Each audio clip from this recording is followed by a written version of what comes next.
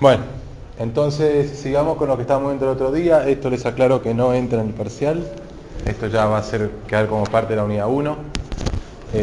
Y estamos terminando con el capítulo 3 de búsqueda a ciegas, ¿sí? Entonces, lo que hemos visto hasta ahora es que búsqueda primero en profundidad es mejor que búsqueda primero en anchura, siempre que m sea pequeño, ¿no es cierto? O sea, habíamos visto que búsqueda primero en profundidad le ganaba a primero en anchura, ¿sí? En lo que era la complejidad de memoria, complejidad espacial, porque era lineal. Era b, el factor de ramificación b, por m, que era la profundidad del árbol máxima. ¿Sí? Ahora, eso vimos que si bien era lineal, podía ser un grave problema, ¿no es cierto? Porque podía llegar a resultar en... o sea, podríamos llegar a tener un árbol que era hasta infinitamente profundo. Entonces, en esa situación, por más que sea lineal, si uno de los factores es finito, es infinito. Y infinito es mucho peor que exponencial. Entonces, bueno, la idea es entonces, por otro lado, perdón, en la complejidad en tiempo, habíamos visto que primero la anchura era exponencial, b a la m, b a la d, mientras que primero en profundidad era b a la m. Así que eran igualmente exponenciales, solamente que uno era exponencial en m, cosa que era mucho peor. ¿Sí? La profundidad del nodo objetivo más superficial puede llegar a ser 10 y el árbol puede ser 200.000 de profundo, digamos. O sea, puede ser arbitrariamente más grande realmente. Entonces, era un problema. Entonces lo que vamos a hacer es intentar aliviar este problema, básicamente limitando m, resolviendo el problema de m que tiene primero en profundidad. ¿Sí? Entonces para eso vamos a tomar una idea, vamos a hacer una idea muy, muy sencilla, que es, ok, si el problema es que el árbol se puede hacer muy profundo, pues acotémoslo. Listo. Y le vamos a poner una profundidad máxima L, a partir de lo cual todos los demás nodos asumen nodos hoja. ¿Sí? O sea, por más que un nodo no sea un nodo hoja, tenga hijos, no importa, se corta si tiene profundidad L. ¿Está? Entonces se corta el árbol ahí. Bien.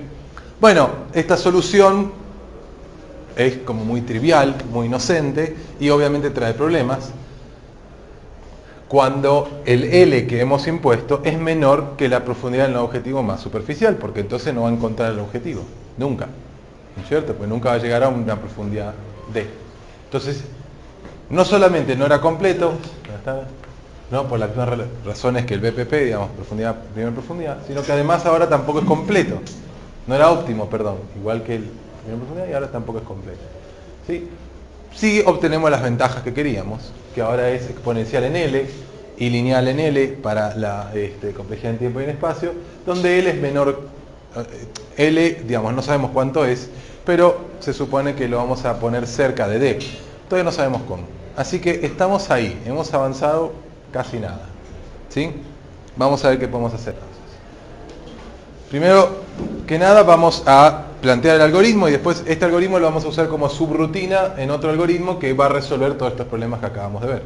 Entonces, veamos primero este algoritmo de profundidad limitada. Lo único que hace es modificar la parte de la subrutina expandir, ¿no? Antes de expandir un nodo, todo esto procede a expandirlo, ve si el nodo tiene una profundidad que es igual al límite, no agregar sus hijos, ¿no? Devolver el conjunto vacío como hijos. Entonces, listo, se queda como un nodo hoja y los hijos nunca aparecen, el árbol nunca va a llegar a profundidad mayor que L.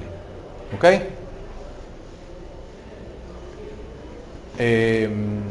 Bien, acá perdés la referencia, yo después lo tengo que adaptar, pero bueno. Bien, entonces, lo que tenemos, que decíamos que era este algoritmo era útil solamente si L era mayor que D. ¿Sí? Por ahora vamos a tratar de resolver este algoritmo y darle una utilidad, después lo vamos a usar como subrutina. Así que la idea es que en algunas situaciones conocemos el número de estados del espacio de estados o algo que se llama el diámetro. Cualquiera de estas dos cantidades son cotas superiores de la profundidad del nodo objetivo más superficial. O sea, el nodo objetivo más superficial no puede estar nunca más allá de estos dos valores. Entonces, veamos, para el número de estados, está claro, En el supuesto caso en que chequeemos por estados repetidos, que enseguida lo vamos a ver, ¿sí? En esa situación, nunca un estado va a ser visitado más de una vez, y entonces está claro que a lo sumo podremos recorrer todo el espacio. Esto no es un problema, así a simple vista, pero digamos, hay espacios de estados que pueden ser muy grandes, ¿no? Entonces, profundidades de 300.000, 400.000, y entonces nada, por un L de ese valor igual no nos ayuda mucho. Así que queremos poner un L que esté por debajo de D, pero acotarlo lo más posible, sacar lo más posible a D. Entonces algo más acotado que esto es el diámetro, que se llama el diámetro del espacio de estado, que es una medida que, digamos, es la distancia más grande que puede haber entre dos estados del espacio de estados. Está claro que si esa es la distancia más grande, nunca el árbol debería expandirse más allá de eso, porque nunca un camino podría ser más largo que eso. Si nos pasamos de eso es porque estamos dando vueltas sin sentido. Bien, entonces el diámetro es una cantidad importante que muchas veces en la vida práctica, en problemas de la vida real, se puede llegar a estimar. Este es el ejemplo para el mapa de Rumania, donde se puede ver que es 9. En esas situaciones o casos particulares se puede poner el diámetro del espacio de estados y ¿sí? Es muy común que el diámetro del espacio de estados sea exponencialmente más chico que la cantidad de nodos del espacio de estados. Que con muy pocos pasos se pueda cruzar todo el espacio por más que haya un número exponencial de nodos. Es bastante común, son situaciones comunes. Así que tiene cierta practicidad esto. De todas maneras no es exactamente como lo queremos usar. Vamos a la siguiente. ¿Sí? Entonces lo que vamos a hacer es este algoritmo que se llama búsqueda de profundidad iterativa, Iterative Deepening, ¿sí? Que lo que hace es, digamos, va a ir aumentando, va a arrancar con un límite L igual a 0, ¿sí? Y va a ir sumando 1, ¿sí? Y en cada iteración va a correr profundidad limitada, ¿no es cierto? Entonces empieza con 0, corre profundidad limitada, pregunta, obtiene un resultado y pregunta si falló. O sea, si no falló, o sea, encontró una solución, un objetivo, entonces devuelve el resultado. Esto lo que está haciendo es, lo limita a 0, corre el algoritmo, no lo encontró, ok, le aumenta el límite a 1, corre el algoritmo, no lo encontró, ok, le sube el límite a 2, corre el algoritmo, etc. En cada caso, cada vez que aumentamos L y no encontró la solución, lo que está haciendo es recorrer el árbol entero hasta L, completo. ¿Sí? Y bueno, no, porque en el peor, cuando no encuentra la solución, va a recorrer todos los nodos hasta profundidad de L, ¿no es cierto? Así que, y eventualmente, finalmente llega a una profundidad que es donde está el nodo objetivo más superficial y ahí lo encuentra y corta, ¿sí? Devuelve la solución. ¿Se entendió? Bien, veamos cuál es la ventaja de hacer esto. Bueno, la ventaja es que combina, como vamos a ver ahora argumentar, combina lo mejor de primero en anchura y primero en profundidad. ¿Sí? Bueno, ¿por qué? ¿Es completo? Ahora sí. No se va a ir por ciclos, por ramas infinitas, como podía ocurrir en primero en profundidad. Y bueno, eventualmente el L va a crecer hasta que va a incorporar a la profundidad del nodo objetivo más superficial y ¡pum! Encuentra el objetivo. ¿Sí? Así que lo va a encontrar. ¿Es óptimo? Bueno, sí, ante esta condición que es la que habíamos puesto para primero en anchura, para que sea óptimo. Complejidad en tiempo, ahora ya es B a la D de vuelta, ¿sí? No es más B a la M, ¿sí? Así que, ¿por qué? ¿Se entiende por qué el costo en tiempo es B a la D? ¿Alguien tiene alguna objeción al respecto?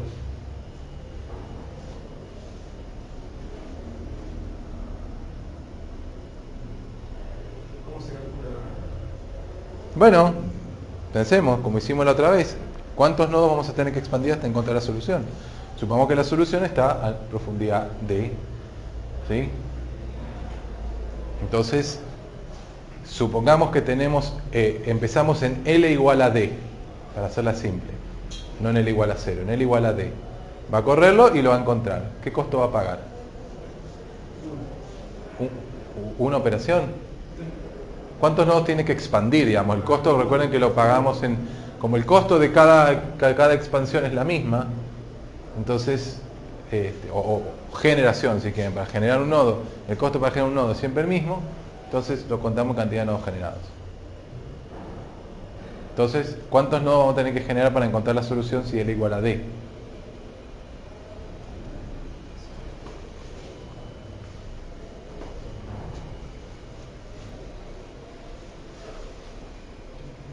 A ver. Estructura de edad. B a la L o B a la D. ¿No es cierto? El tamaño, la cantidad de nodos en un árbol con factor de ramificación B, ¿sí? Era, recuerden, 1 más B al cuadrado, más B al cubo, más B a la cuarta, más B a la... Así hasta llegar al último nivel, que en el peor caso está completo, y esa cuenta ya la habíamos sacado, ¿sí? Ahora, además a eso le tenemos que agregar, ¿qué? Porque esto dije, supongamos que L es igual a D. Pero cuando L es igual a D menos 1, acuerden que esto va de 0 hasta D. Entonces, para cada uno corre el algoritmo. Acabamos de calcular cuánto cuesta la subrutina, no el algoritmo completo iterativo, de profundidad iterativa. La subrutina para L igual a D es B a la, tiene un costo de B a la D. Y falta cuando L es igual a 0. L igual a 0 hasta L igual a D menos 1. Claro, entonces para L menos 1, ¿cuál es el costo? B a la D menos 1. Y ahora B a la D menos 2. B a la D. ¿Está? Entonces ahora, ¿cuánto va a quedar si sumamos todos estos términos? Bueno, no les pido hacer la cuenta a ustedes, pero lo pueden verificar que para números binarios que manejan, no cambia el factor de exponencialidad. Piénsenlo. ¿Cuánto es 16? Supongamos que B es 2 y D es... Bueno, 5. Empecemos en 32. ¿Sí? 32 más 16 más 8 más 4 más 2 más 1. ¿Cuánto es eso? Es 64 menos 1.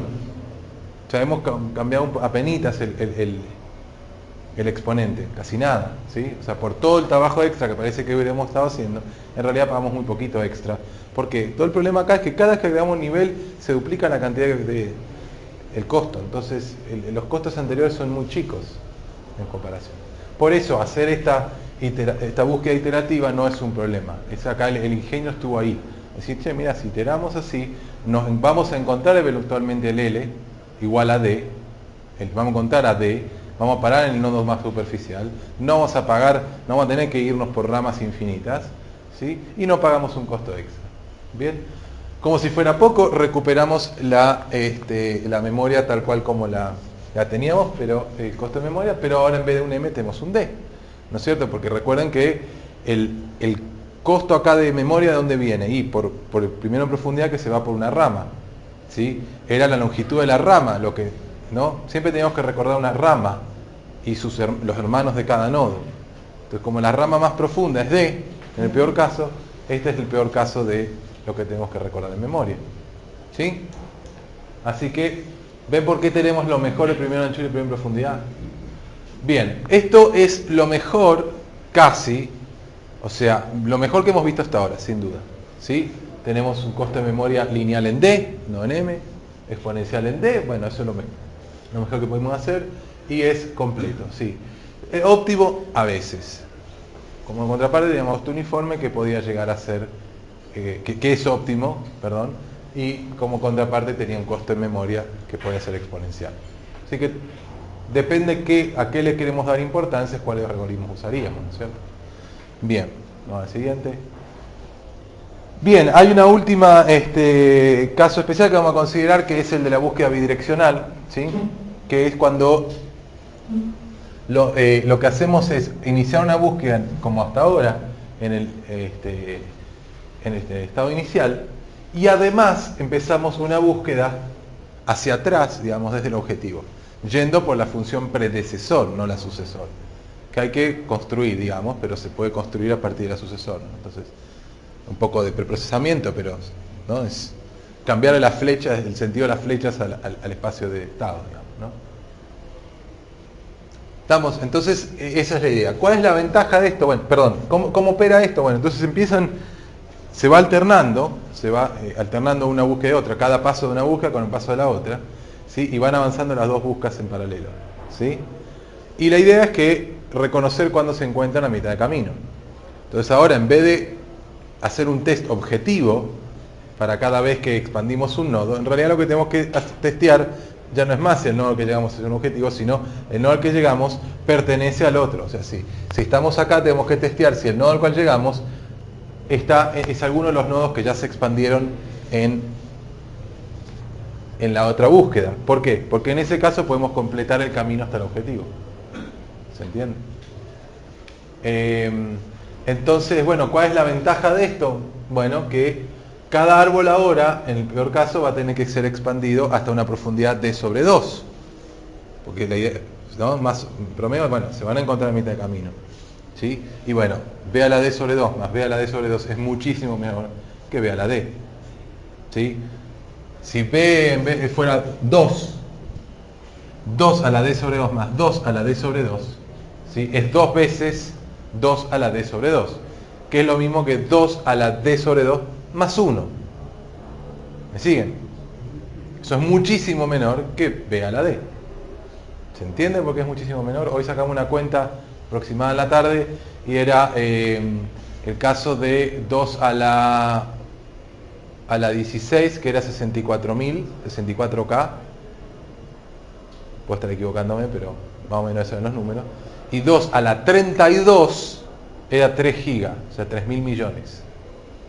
¿Sí? De operaciones, acá estamos hablando de tiempo, no de memoria. Entonces, ¿está? 64.000 operaciones frente a 3.000 millones. ¿Sí? A 100 milisegundos por operación, estamos hablando de 2 horas frente a, no sé, no sacamos la cuenta, pero años. ¿Sí? Así que está claro que ahí hay un impacto importante. Bien. Pasemos a la siguiente. ¿Está? Entonces, bueno, lo que decía que tiene que poder computarse los predecesores de manera eficiente, así que bueno, en el peor de los casos hay un preprocesamiento de la función sucesor para reconstruir la función predecesor, digamos. Bien, bueno, acá en la 69 tenemos un resumen de todos los resultados que hemos tenido hasta ahora, las 4 medidas de performance y cada uno de los algoritmos que hemos discutido. Así que bueno, no lo vamos a volver a comentar, pero es interesante, ¿no? Bien, estados repetidos, ¿qué tal? Estados repetidos, hasta ahora hemos ignorado este caso, lo hemos comentado, pero no lo hemos discutido. Así que finalmente llegamos al punto en donde queremos conversar cuáles son las complicaciones que pueden surgir. Ya vimos algunas de las complicaciones que pueden surgir. Vamos a ver algunas más y vamos a ver cómo resolverlo y demostrar por qué la idea trivial de decir, bueno, recordá los que visitaste y no lo visité de vuelta, no es tan sencilla. ¿Por qué trae problemas y qué decisiones hay que tomar? Bien. ¿Cuándo ocurre este problema? Digamos, ¿cuál es el problema con el que nos encontramos? Que volvemos a enfrentarnos con la misma, o sea, por distintos caminos llegamos al mismo estado. Entonces en el árbol de búsqueda el estado aparece en 2 nodos diferentes. ¿Sí? Y el problema es que eso puede producir ciclos con ramas infinitas, o también puede hacer que el árbol de búsqueda, o sea, al aparecer muchas repeticiones, haga cómputo innecesariamente. En el peor de los casos vamos a ver un ejemplo en donde el árbol de búsqueda es exponencialmente más grande que el espacio de estados. O sea, hay un estado que en algún momento se visita un número exponencial de veces. No es un caso muy raro, ya vamos a ver, pero ¿está? Es lo que dijo acá, problema del árbol de búsqueda exponencialmente infinito. Entonces, es evitable si podamos elevar unos nodos con estados ya visitados. ¿Está? Esa es la idea básica. ¿Sí? Y vamos a ver. Primero veamos entonces el problema de la exponencialidad, para ver bien claramente cuál es, o sea, un problema nuevo que hasta ahora no hemos encontrado con estados repetidos. Acá lo que tenemos a la izquierda es un espacio de estados posible, que es un caso, digamos, común en la vida práctica. Un caso de uso que a mí se me ocurre es el de 2 líneas de montaje iguales, por ejemplo para automóviles. Está repetido, digamos, están todas las líneas de montaje con las mismas maquinarias, ¿no? Con operarios que saben trabajar en cada uno, y la misma operación se puede hacer en 2 lugares distintos para cada una de las operaciones de montaje de un auto. El tema es que, bueno, cuando un auto está saliendo de una de las estaciones, Puede ser que la siguiente estación que le toque esté ocupada y pueda decidir ir a la de la otra línea. Entonces los autos van cambiando y tienen que tomar la decisión de por dónde ir. Entonces, esta es la situación. Del estado A al estado B puede ir por dos caminos diferentes, digamos, por la ruta 1, la ruta 2. O sea, por la línea de montaje 1 y la línea de montaje 2. ¿Y qué sucede acá? Bueno, ¿cómo avanza la búsqueda? Bueno, arrancamos en A, podemos ir a A o a B. Y después de B podemos ir a C, o a C por un camino, a C por otro camino. Y lo mismo de este otro lado. Está claro que estamos empezando a repetir estados a lo tonto, ¿no? Y esto va creciendo exponencialmente. En el nivel n, ese estado enésimo va a estar un número exponencial de veces. ¿Sí? Bien. Entonces, avanzamos. Bueno, la solución es comparar el estado de cada nuevo nodo a expandir con aquellos expandidos. ¿Sí? Un primer problema que nos encontramos es que requiere recordar todos los estados ya expandidos, ¿no? Perjudicándonos en la eficiencia que habíamos obtenido para búsqueda primero en profundidad o profundidad iterativa, que era lineal en memoria. Perdimos. Si empezamos a recordar, tenemos que recordar todo, ya perdimos esa ventaja de memoria. Así que algo que parecía tan simple, decir, fíjate si ya lo visitaste y ya está, bueno, resulta que perdemos una gran ventaja que teníamos. ¿Sí? Una opción intermedia, hay una opción intermedia para búsqueda primero en profundidad en particular, que es, como su problema de estados repetidos principalmente eran los ciclos que podían ocurrir en alguna rama, se puede chequear por ciclos en esa rama y punto. Pero esa solución en realidad ya está en búsqueda, ya se resolvió con búsqueda de profundidad iterativa, así que no hay mucho que ganar. Si entonces la única que nos queda es recordar estados repetidos, y decidimos eso, la búsqueda puede verse como una exploración de un grafo, ¿sí? Una exploración del grafo de estados, ¿sí? O sea, lo que quiero aclarar es que se le llama búsqueda en grafos porque, digamos, antes teníamos un árbol, ahora si nosotros lo que vamos a hacer es volvemos a encontrar el mismo estado, lo que vamos a hacer es eliminar uno de ellos, entonces estamos conectando esta rama con otra rama que venía antes, entonces ahora empiezan a aparecer caminos imposibles en un árbol, y por eso se le llama búsqueda en grafos. Nunca vamos a ver un grafo efectivamente, nunca vamos a graficar el grafo de búsqueda, ¿sí? Pero implícitamente está la idea de que es así, el modelo es así, ¿sí? Pero bueno, simplemente lo que vamos a terminar teniendo es árboles con solamente un nodo por estado, lo sumo. Bien. Siguiente. Entonces, la idea es recordar que se visitó, insertar cada estado visitado, ¿no? Para eso, insertamos cada estado visitado en una lista cerrada, una lista que llamamos lista cerrada. ¿Sí? Es una lista que va a guardar lo que estamos almacenando. ¿Sí? Como contraparte a la frontera se le puede llamar lista abierta. A veces se le llama así. ¿Sí? En el parcial mañana van a ver que la llamamos lista abierta, igual ahí la aclaramos, frontera, pero la terminología que teníamos era lista abierta. Y bueno, ahora que lo recordamos podemos no visitarlo nuevamente. Entonces, antes de insertar en la frontera un nodo, verificar que esté en la lista cerrada. ¿Sí? Bien. Bien, entonces venimos acá y modificamos el algoritmo para convertirlo de búsqueda en árboles a búsqueda en grafos. Es el mismo algoritmo, solamente que son dos pequeños pasos que hay que hacer nomás para convertirlo en búsqueda en grafos. ¿Sí? Inicializar un conjunto cerrado como vacío y después, ¿sí? Antes de expandir el nodo, verificamos que no esté también en la lista cerrada. ¿Sí? Si ya estaba en la lista cerrada, chao, no lo expandimos. ¿Sí? Eso es todo lo que hacemos. Entonces, justito después de chequear si es un objetivo, verificamos si está en la lista cerrada. Si ya estaba, no lo ingresamos. Así de simple. ¿Sí? Con el costo extra en memoria. ¿Sí? Pero, no visitamos estados repetidos y se acelera mucho la búsqueda. ¿Sí? Bien. Pareciera hasta ahora que el único problema es cómo afecta la memoria, que ahora tenemos que recordar todo los nodos que hemos generado, ¿verdad? Pareciera que es solo eso.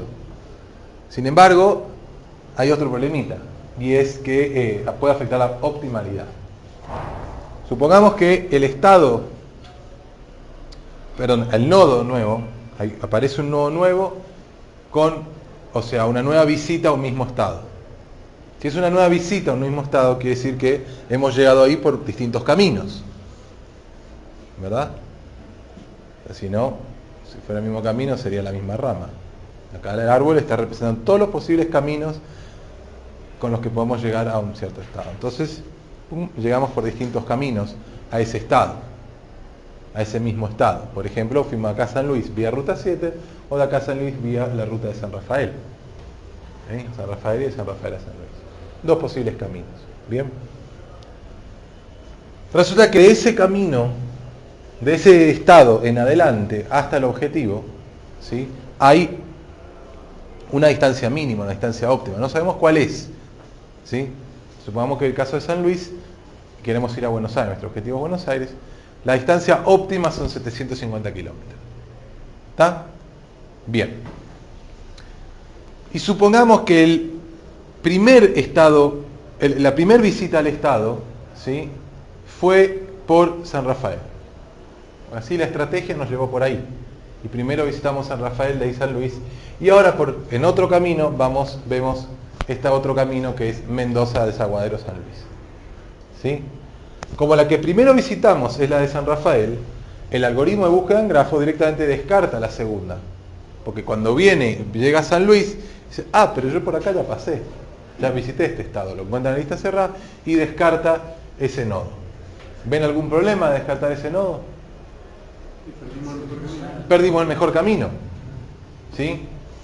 Entonces, bueno, ¿cómo lo resolvemos? O sea, y eso es lo que dice acá arriba.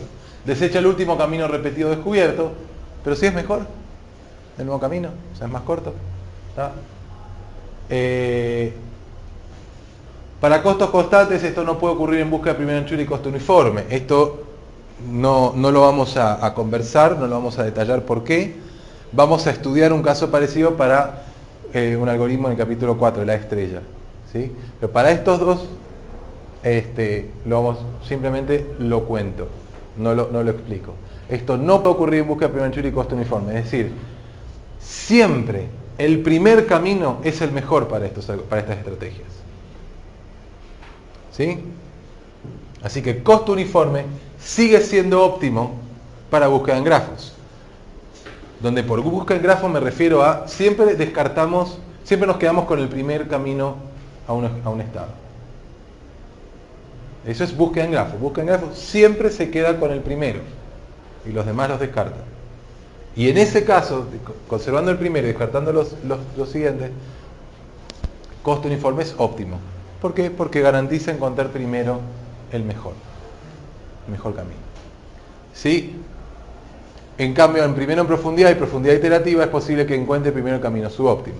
Puede ocurrir que entonces no sea óptimo. Pero igual ahí esos no eran óptimos, así que per se, así que no hay problema. Bien.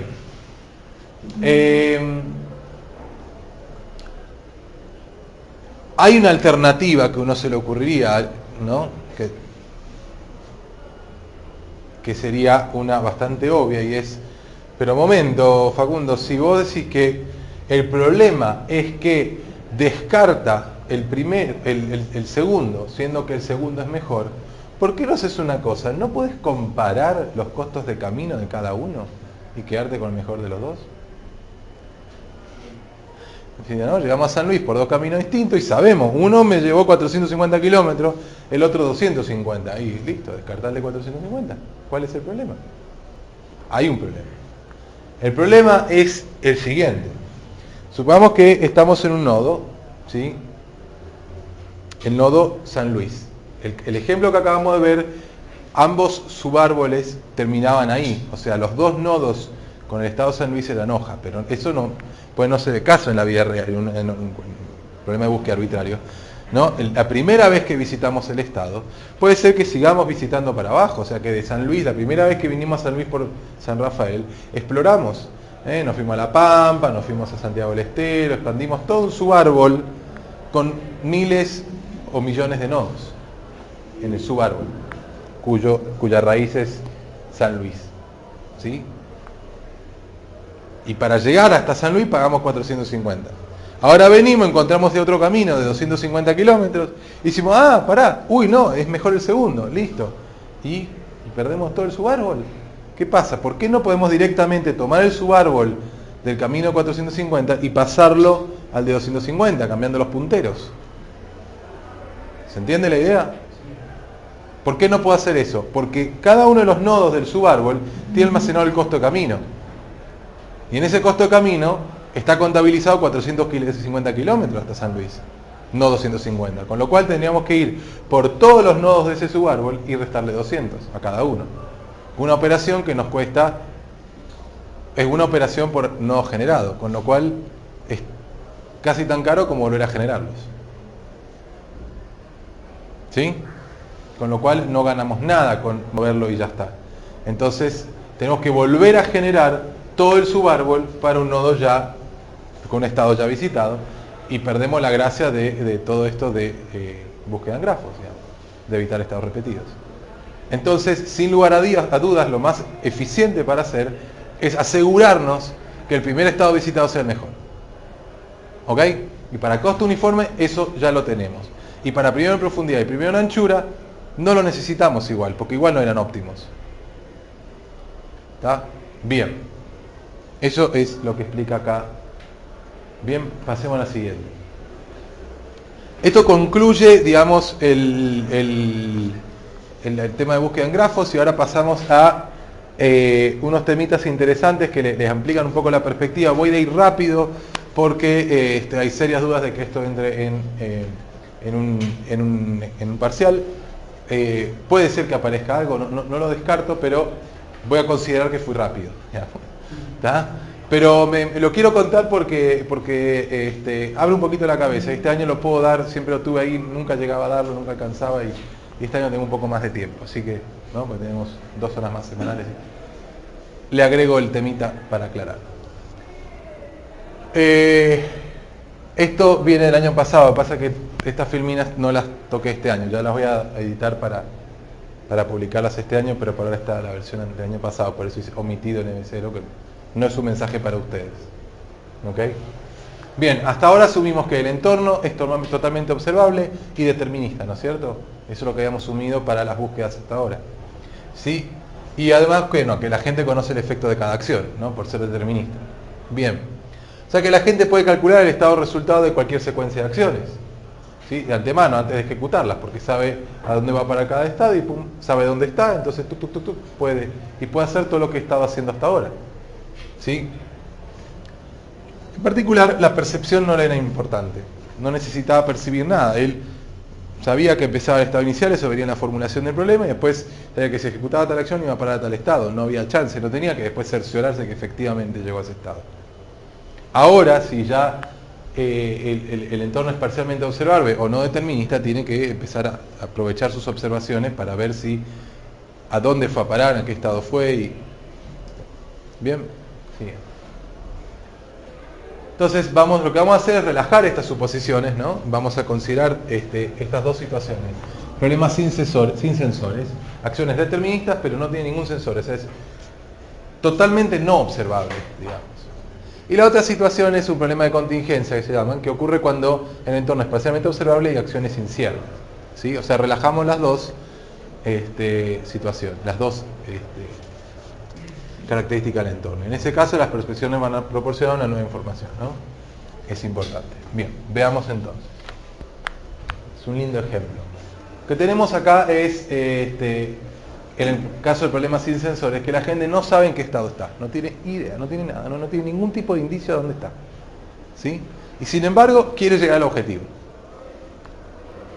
La intuición rápida dice que eso es difícil, ¿no? Imposible. ¿Sí? Bueno, vamos a ver que es posible. Para eso, lo que hace es, olvídense de esto, enseguida se lo defino.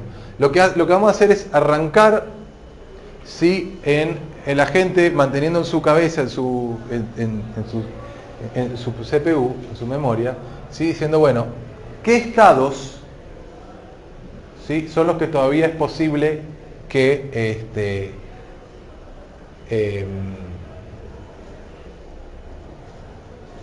a ver, ¿cómo sería? en donde estoy, digamos, ¿sí? ¿En qué estados estoy posiblemente? Entonces, inicialmente no tiene idea dónde está, con lo cual puede estar en cualquier estado. Y pone a todos, los 8 estados, ¿sí? A este conjunto lo llamamos creencia. Entonces, no tenemos un estado en donde está la gente, sino que está en un estado de creencia, ¿sí? No sabe en cuál estado está. Entonces dice, bueno, puede estar en ninguno de estos. Lo que está haciendo la creencia es descartar los estados que con seguridad no están. ¿Cómo? Bueno, por ejemplo, veamos. Si la gente ejecuta la acción de ir a la derecha y resulta que estaba a la derecha, no sabe dónde está, pero puede estar a la derecha, ¿qué sucede? Se queda a la derecha. Choca contra la pared y se queda a la derecha. Si en cambio estaba a la izquierda y va a la derecha, ¿dónde va a parar? También a la derecha. Entonces, de no saber a dónde estaba, ahora sabe que está en alguno de estos 4 estados. ¿Sí? Todos los casos en donde estaría a la derecha. Después de ejecutar la acción derecha. Acá es muy importante que la acción es determinista. ¿Sí? Bien. De ahí ahora decide aspirar. Entonces, de esta incertidumbre que tenía, de esta creencia que tenía, si aspira, y la acción es determinista, puede ir a parar a 4 a 8. ¿Verdad? Donde se aspiró la celda derecha. ¿Sí? De vuelta, si estaba limpia, queda limpia. Y si no estaba limpia, la limpió. Así que con seguridad está en 4 y 8. Bien, de ahí lo que hace es se va a la izquierda. De acá viene acá, 3 y 7. Entonces ahora sabe que está en 3 o en 7. Y por último, aspira. Y entonces va a parar con seguridad a 7. Vemos que con esta secuencia de operaciones llegó al estado objetivo. Bien, bárbaro, muy lindo. Dirán, pero Facundo, ¿cómo se hace? O sea, acá vos me diste la secuencia de acciones, ¿cómo es que lo hacemos en la práctica? ¿Cómo podemos hacer para que la gente automáticamente encuentre la secuencia de acciones que lo llevan al objetivo? Pues, lo que vamos a hacer es convertir en un problema de búsqueda. Antes lo que teníamos, el problema de búsqueda estaba planteado por este espacio de estados. ¿Bien? Bueno, ahora este espacio de estados no vale más, porque la gente no sabe dónde está. ¿Sí? Entonces, pasamos a este otro espacio de estados. Este otro espacio de estados es un espacio de estados de creencia, que es donde la gente sabe que sí está. Con total certeza sabe que está en esa creencia. ¿Sí? Sabe que está en alguno de esos posibles estados. Entonces puede arrancar acá donde su estado de creencia es absolutamente incierto, digamos, pero con seguridad sabe que en alguno de esos estados está, en uno de los 8 estados está al principio. ¿Sí? Y sabe que si ejecuta la acción de ir a la derecha va a ir a para alguno de estos 4 estados, 2, 4, 6, 8. ¿Sí? Y así. Entonces lo que hicimos recién fue ir a la derecha, aspirar, y a la izquierda, aspirar. Y terminó en este estado objetivo. ¿Sí? Pero podría haber hecho esta secuencia de acciones o esta, cualquiera. La idea es ahora transformar el espacio de estados en el espacio de creencias, hacer una búsqueda en el espacio de creencias. Eso sería todo. Y se convierte en un problema de búsqueda tradicional. ¿Con qué problema?